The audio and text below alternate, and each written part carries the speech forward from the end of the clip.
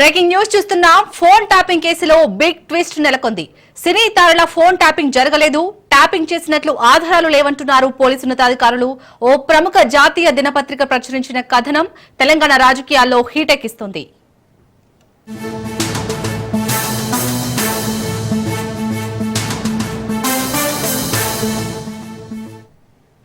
కాంగ్రెస్ ప్రభుత్వం అధికారంలోకి వచ్చినప్పటి నుండి ఫోన్ ట్యాపింగ్ పేరిట చేసిన హడావిడి అంతా ఇంతా కాదు.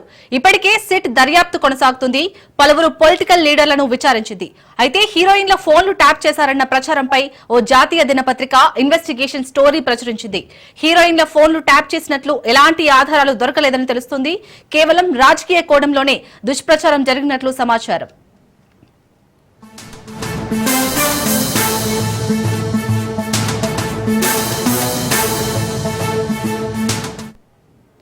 హీరోయిన్ల ఫోన్లు ట్యాప్ చేశారన్న లీకులతో కొన్ని టీవీ ఛానళ్లు, యూట్యూబ్ ఛానళ్లు రెచ్చిపోయాయి. కానీ జాతీయ దినపత్రిక కథనంతో ఒక్కసారిగా వాళ్ల నోళ్లు మూతపడ్డాయంటున్నారు బీఆర్ఎస్ కార్యకర్తలు. ఏ ఆధారం లేకుండానే కేసీఆర్, కేటీఆర్, హరీష్ మీద కొన్ని మీడియా సంస్థలు ప్రచారం చేసిన కథనాలు అవాస్తవాలు అని తేలిపోయిందన్నారు.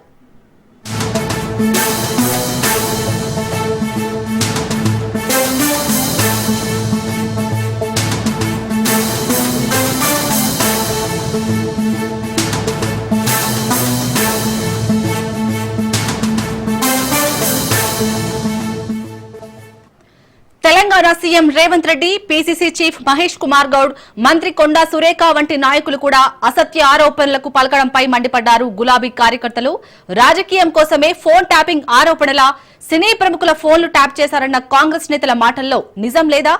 రేవంత్, మహేష్ గౌడ్, కొండా సురేఖ వ్యాఖ్యలు ఉత్తవేనా? పొలిటికల్ యాంగిల్లోనే ప్రచారం చేశారా? ప్రత్యర్థులపై కావాలనే బట్ట కాల్చి మీదేశారా అనే ప్రశ్నలు సర్వత్రా వినిపిస్తున్నాయి.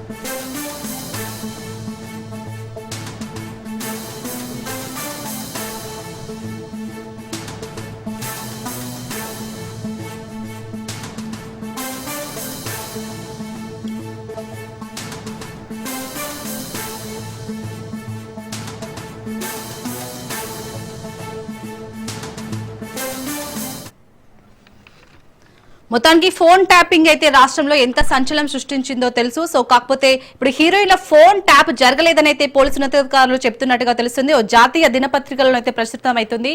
దీనికి సంబంధించి పూర్తి అప్డేట్స్ మా ప్రతినిధి సైదులు అందిస్తారు. సైదులు, మొత్తానికి ఫోన్ ట్యాపింగ్ కాస్త పొలిటికల్ ట్యాపింగ్ అనుకోవచ్చా? అంటే రాజకీయ డ్రామా కోసం ఇదంతా ఆడుతున్నారా? ఏ విధంగా చూడొచ్చు దీన్ని? శాలిని, ఖచ్చితంగా. ఎందుకంటే ఫోన్ ట్యాపింగ్ కాస్త రాజకీయ ట్యాపింగ్ మాత్రమే అని కూడా ఇప్పుడు స్పష్టంగా అర్థమవుతున్నట్టుగా కూడా మనకి రాష్ట్ర రాజకీయాల్లో చర్చనీయాంశంగా మారింది. ఎందుకంటే గతంలో బీఆర్ఎస్ పార్టీ అధికారంలో ఉన్నప్పుడు సినీ రాజకీయ ప్రముఖుల ఫోన్ నెంబర్లు ట్యాప్ చేశారని ప్రధానంగా ఓన్లీ ఒక రాజకీయ పరంగా మాత్రమే ఆరోపణలు తప్ప ఎక్కడ కూడా ఫోన్ ట్యాప్ చేసినట్టు ఆధారాలు ఇంతవరకు స్పష్టంగా లేవు, స్పష్టత కూడా లేదు.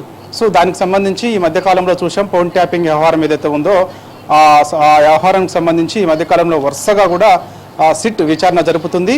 దానిలో భాగంగా ఈ మధ్యకాలంలో కొందరిని విచారించిన తర్వాత మనకి ఒక ప్రధాన జాతీయ దినపత్రికలో ఒక ప్రధాన వార్త ఈరోజు వచ్చింది. దాన్ని బట్టి చూస్తే మనం అర్థం చేసుకోవచ్చు. కొందరు ఎవరైతే సిట్ అధికారులు ఉన్నారో వారు చెప్పిన మాటలు ఏంటంటే ఎక్కడ కూడా ఈ యొక్క సినీ ప్రముఖుల ఫోన్లు ట్యాప్ అయినట్టు వాస్తవాలు ఎక్కడ కూడా లేవు, ఆధారాలు కూడా లేవు. అంటే వాస్తవాలు అంటే ఆధారాలు కాబట్టి సో ఎక్కడ కూడా అవి లేవు అని చెప్పేసి కూడా స్పష్టంగా ఆ జాతీయ దినపత్రికలో మెన్షన్ చేసి రాయడం జరిగింది. సీట్లో ఉన్నటువంటి కొందరు అధికారుల ద్వారా తెలిసిన సమాచారం అంటూ కూడా ప్రధానంగా ఆ జాతీయ దినపత్రికలో పేర్కొన్నారు. కావాలని ఒక బదనం చేసేలాగానే కొందరిపైన ఇట్లా ఆరోపణలు చేశారని చెప్పేసి కూడా అందులో చెప్పడం జరిగింది. ముఖ్యంగా ఆనాడు బీఆర్ఎస్ పార్టీ అధికారంలో ఉన్నప్పుడు బీఆర్ఎస్ వర్కింగ్ ప్రెసిడెంట్ కేటీఆర్ మంత్రిగా ఉన్నప్పుడు, అదేవిధంగా అప్పుడు మంత్రిగా ఉన్నటువంటి హరీష్ రావు, అదేవిధంగా కొందరు నేతల పేర్లు బదనం చేసేందుకు మాత్రమే ఇప్పుడు కాంగ్రెస్ పార్టీ అధికారంలోకి వచ్చిన తర్వాత వారిపైన బదనం చేసేందుకే ఇలాంటి ఆరోపణలు చేస్తున్నారు తప్ప ఎక్కడ కూడా సినీ ప్రముఖుల ఫోన్లు ట్యాప్ చేసినట్టు ఎక్కడ కూడా ఆధారాలు లేవు. కావాలని ఒక దురుద్దేశంతో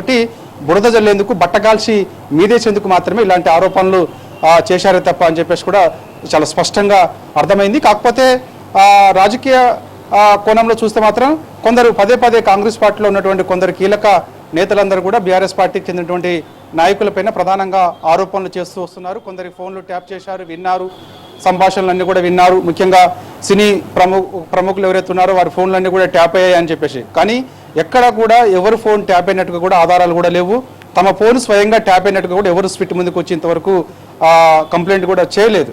అందరికీ తెలిసిన విషయమే. కావాలని కొందరు రాజకీయ పార్టీ నాయకులు మాత్రమే మా ఫోన్ ట్యాప్ అయిందని వారే స్వయంగా ఫోన్ ట్యాప్ కాకుండా కూడా అయినట్టుగా వచ్చి సిట్ ముందుకు వచ్చి ఏదో ఫిర్యాదు చేసిపోతున్నారు తప్ప ఎక్కడ కూడా ఫోన్లు ఈ యొక్క సినీ ప్రముఖుల రాజకీయ నాయకుల ఫోన్లు ట్యాప్ అయినట్టు ఆ వాస్తవాలు ఎక్కడ కూడా లేవు. కాబట్టి కావాలనే ఒక ఉద్దేశపూర్వకంగా మాత్రమే కొందరు ఇట్లా దుష్ప్రచారం బీఆర్ఎస్ పార్టీ పైన, బీఆర్ఎస్ పార్టీ నాయకులపైన చేస్తున్నారని చెప్పేసి కూడా ఒక జాతీయ దినపత్రికలో వార్త ఈరోజు వెలువడింది. కాకపోతే కొన్ని ప్రముఖ ఛానల్స్ ఏవైతే ఉన్నాయో ప్రముఖ ఛానల్స్ కూడా పనికట్టుకొని ఒక దుష్ప్రచారం చేసేందుకు సిద్ధమయ్యాయి. ముఖ్యంగా ఈ యొక్క బీఆర్ఎస్ పార్టీ నాయకులను టార్గెట్గా చేసుకొని వారి యొక్క వ్యక్తిగత హననానికి పాల్పడుతూ కొన్ని ప్రముఖ ఛానల్స్ ఈ విధంగా వార్తలు ప్రచురిస్తున్నాయి అని చెప్పేసి కూడా ప్రధానంగా రాజకీయ వర్గాల్లో చర్చ జరుగుతుంది. బీఆర్ఎస్ పార్టీ నాయకులు కూడా అదే వస్తున్నారు ముఖ్యంగా. ఎందుకంటే బీఆర్ఎస్ పార్టీ అధికారంలో ఉన్నప్పుడు ఈ యొక్క ఫోన్ ట్యాపింగ్ వ్యవహారం ఏదైతే ఉందో ఇప్పుడు కాంగ్రెస్ పార్టీ అధికారంలోకి వచ్చిందాక ఫోన్ ట్యాప్ అయింది, గతంలో ఫోన్ ట్యాప్ చేశారని చెప్పేసి ఒక రాజకీయ దురుద్దేశంతో ఆరోపణలు చేస్తున్నారు తప్ప ఎక్కడ కూడా బీఆర్ఎస్ పార్టీ అధికారం ఉన్నప్పుడు ఎవరి ఫోన్లు కూడా ట్యాప్ అయినట్టు ఆధారాలు లేవు, ఎవరి ఫోన్లు కూడా ట్యాప్ చేయలేదు. కావాలనే ఒక పార్టీ నాయకుడి పైన వ్యక్తిత్వ హననానికి పాల్పడుతూ కొందరిని కొంత వారి యొక్క ఇమేజ్ని డ్యామేజ్ చేసే విధంగా మాత్రమే ఇలాంటి ఆరోపణలు చేస్తున్నారని చెప్పేసి కూడా ప్రధానంగా చర్చ జరుగుతుంది. రాజకీయ వర్గాల్లో కూడా ఇదే చర్చిస్తున్నటువంటి పరిస్థితి కనిపిస్తుంది. జాతీయ దినపత్రికలు కూడా ఇదే వెలువడింది. ఎవరు సినీ ప్రముఖుల ఫోన్లు ట్యాప్ కాలేదు, సిట్కు సంబంధించినటువంటి కొందరు అధికారులు స్పష్టంగా చెబుతున్నారు ఎక్కడ ఫోన్లు ట్యాప్ చేయలేదు, ఎవరు సినీ ప్రముఖులను సంబంధించినటువంటి ట్యాప్ అయినట్టు ఆధారాలు కూడా లేవని చెప్పేసి కూడా చెప్తున్నట్టుగా కూడా ఈరోజు జాతీయ దినపత్రికలో ప్రధానంగా వార్త ఈరోజు వెలువడింది. కావాలనే కొందరు బీఆర్ఎస్ పార్టీ నాయకులపైన బురద జల్లుతున్నారు అని చెప్పేసి కూడా చర్చ జరుగుతున్నటువంటి పరిస్థితి కనిపిస్తుంది. సైదులు మొత్తానికి 10 ఏళ్లు అధికారంలో ఉన్న బీఆర్ఎస్ పార్టీని ఇప్పుడు ఎదుర్కోలేకనే కాంగ్రెస్ ప్రభుత్వం ఇలాంటి ఆరోపణలు ఎదుర్కొంటుంది అనుకోవచ్చు. ఎందుకంటే ఫస్ట్ నుంచి బీఆర్ఎస్ కార్యకర్తలు కూడా చెప్తున్నారు అసలు ఏ ట్యాపింగ్ జరగలేదు, కావాలని దుష్ప్రచారం చేస్తున్నారని. సో ఏ విధంగా చూడొచ్చు మరి ఇప్పుడు జాతీయ దినపత్రికలో కథనాన్ని ఖచ్చితంగా అనుకోవచ్చు. ఎందుకంటే గతంలో బీఆర్ఎస్ పార్టీ 10 ఏళ్ల పాటు అధికారంలో ఉంది, తెలంగాణ రాష్ట్రాన్ని అభివృద్ధి సంక్షేమ దిశగా అడుగులు వేస్తూ ముందుకు సాగింది. కానీ ఇప్పుడు కాంగ్రెస్ పార్టీ అనేక హామీలు ప్రజలకు ఇచ్చింది. 18 నెలల కాంగ్రెస్ పార్టీ పాలనలోనే ప్రజల్లో తీవ్ర వ్యతిరేకతను మూటగట్టుకున్నది కూడా రాజకీయ వర్గాల్లో చర్చ. ఎప్పుడు ఎన్నికలు వచ్చినా కూడా బీఆర్ఎస్ పార్టీకి పట్టం కడతారని కూడా జోరుగా తెలంగాణ రాష్ట్ర రాజకీయాల్లో చర్చ జరుగుతున్నటువంటి పరిస్థితి కనిపిస్తుంది. సో అందుకు ఇచ్చినటువంటి హామీలను నెరవేర్చుకుంటే ఒక డైవర్ట్ పాలిటిక్స్ మాత్రమే కాంగ్రెస్ పార్టీ చేస్తుందనేది కూడా రాజకీయ వర్గాల్లో ప్రధానంగా చర్చ జరుగుతున్నటువంటి అంశం. చాలామంది మేధావులు కూడా ఇదే చర్చించుకుంటున్న అంశం. ఎందుకంటే కాంగ్రెస్ పార్టీ అనేక హామీలు ప్రజలకు ఇచ్చింది, ఒక్క హామీ కూడా నెరవేర్చలేకపోతుంది. 100 రోజుల్లోనే అనేక హామీలు నెరవేర్స్తామని మాట ఇచ్చింది ప్రజలకి.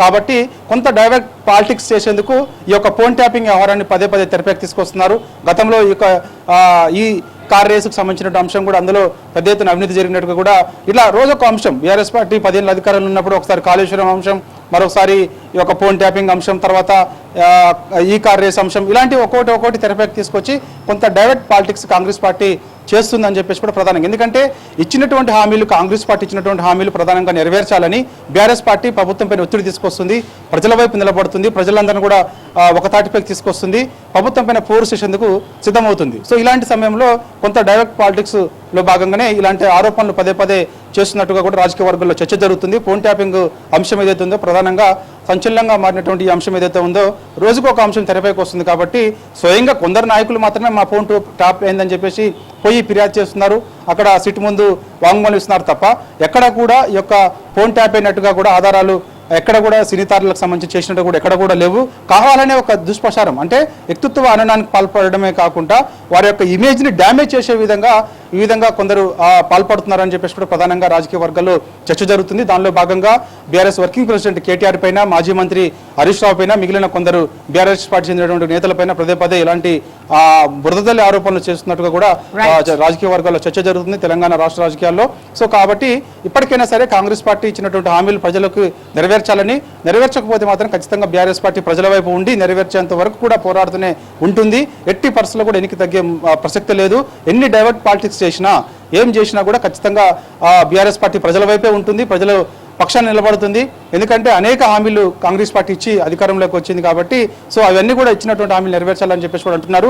దాంతోపాటుగా స్థానిక సంస్థల ఎన్నికల్లో లబ్ధి పొందేందుకు మాత్రమే ఈ యొక్క రైతు భరోసా పేరుతో రైతుల అకౌంట్లో డబ్బులు వేశారు తప్ప అంతకుమించి ఏమీ లేదు. ఎందుకంటే గతంలో కూడా రైతు భరోసా డబ్బులు 2 సార్లు ఎగ్గొట్టారని చెప్పేసి కూడా ప్రధానంగా బీఆర్ఎస్ పార్టీ ఆరోపిస్తుంది. స్థానిక సంస్థల ఎన్నికలు దగ్గర పడుతుండటంతో వారి యొక్క రైతుల ఓట్లు మరోసారి కాంగ్రెస్ పార్టీ దండుకునేందుకు మాత్రమే రైతు భరోసాతో రైతుల అకౌంట్లో డబ్బులు వేశారని చెప్పేసి ప్రధానంగా బీఆర్ఎస్ పార్టీ ఆరోపిస్తున్నాం. కాబట్టి సో ఖచ్చితంగా ఎన్నికలు ఎప్పుడు వచ్చినా ఏం జరిగినా కూడా రాష్ట్ర రాజకీయాల్లో ఖచ్చితంగా మరో మలుపు తిరగబోతుంది. తిరిగి మళ్ళా బీఆర్ఎస్ పార్టీకి ప్రజలు పట్టం కట్టబోతున్నారు అనేది కూడా జోరుగా చర్చ జరుగుతుంది. దాంతోపాటుగా బీఆర్ఎస్ పార్టీ కూడా ప్రధానంగా ఒకటే ఆరోపిస్తుంది, ఎన్ని డైవర్ట్ పాలిటిక్స్ చేసినా ఖచ్చితంగా బీఆర్ఎస్ పార్టీ ప్రజల వైపునే ఉండడంతో కాకుండా స్థానిక సంస్థల ఎన్నికల్లో సత్తా చాటుతుంది ఖచ్చితంగా. ఎందుకంటే బీఆర్ఎస్ పార్టీకి దాదాపుగా 60 లక్షల పైగా సభ్యత్వం ఉన్న గల పార్టీ కాబట్టి రానున్న రోజులలో బీఆర్ఎస్ పార్టీని ఖచ్చితంగా ప్రజలు ఆదరిస్తారు. ఎందుకంటే చూసాం ఇప్పుడు మనం కొద్దిసేపట్లో బీఆర్ఎస్ వర్కింగ్ ప్రెసిడెంట్ కేటీఆర్ కూడా తెలంగాణ భవన్కి వస్తున్నారు, మాజీ మంత్రి హరీష్ రావు కూడా తెలంగాణ భవన్కి వస్తున్నారు. మెదక్ జిల్లా నుంచి పెద్ద ఎత్తున కాంగ్రెస్ పార్టీ చెందినటువంటి నాయకులందరూ కూడా మరి కాసేపట్లో కేటీఆర్ సమక్షంలో రైట్. Thank you Saidulu.